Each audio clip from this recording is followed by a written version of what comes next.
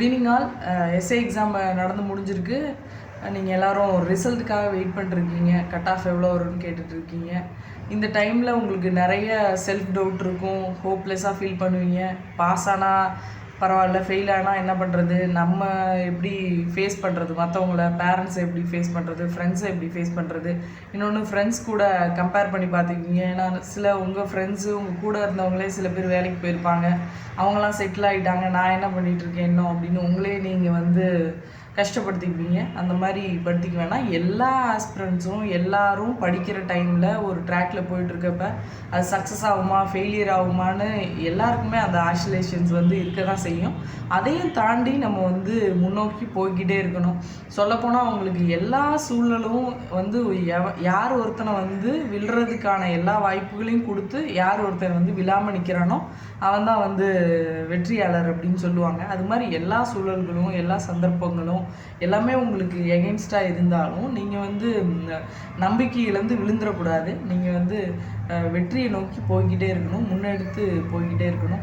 இன்னொன்று, உங்கள் ஃப்ரெண்ட்ஸு எல்லோரும் சீக்கிரமாக வேலைக்கு போகிறப்ப உங்களுக்கு ஒரு பதட்டமும் ஒரு பயமும் வரும். ஒருவேளை நான் தப்பான பாதையில் பயணிக்கிறேனா, இல்லைனா என்னால் வெற்றி அடைய முடியாதா அப்படிங்கிற மாதிரி நீங்கள் யோசிப்பீங்க.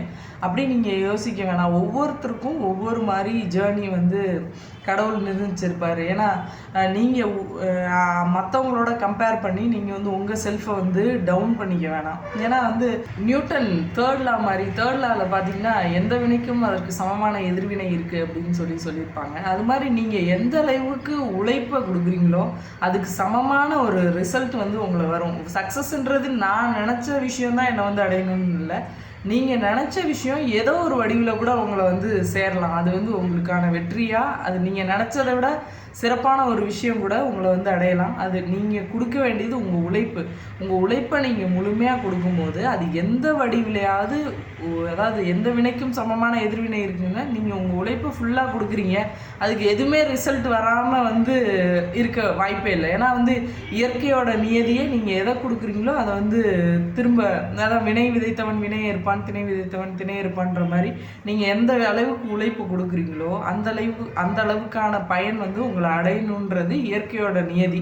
அதை யாராலையும் மாற்ற முடியாது. அதனால நான் இவ்வளோ நாள் படித்தேன், இதுக்கப்புறம் என்னால் திரும்ப அடுத்த எக்ஸாமுக்கு என்னால் ப்ரிப்பேர் ஆக முடியுமான்னு தெரியல. நீங்கள் ஒரு 90% நல்லா ப்ரிப்பேர் ஆகிருக்கீங்க. ஒரு 10% 1 மார்க் 2 மார்க்கில் நீங்கள் ஃபெயில் ஆகிருக்கலாம். அதை நீங்கள் நான் அதுக்கு குவாலிஃபைடான பர்சன் இல்லை அப்படின்னு நினச்சி நீங்கள் உங்கள் பாதையிலேருந்து விலகி திரும்பி போயிடாதீங்க. உங்கள் பாதையிலேயே நீங்கள் நின்றுட்டு இருந்தால் கூட ஒரு மாதம் கழித்து கூட ஒரு அடி எடுத்து வச்சிங்கன்னா கூட நீங்கள் அந்த பாதையில் இருக்கீங்கன்னு தான் அர்த்தம்.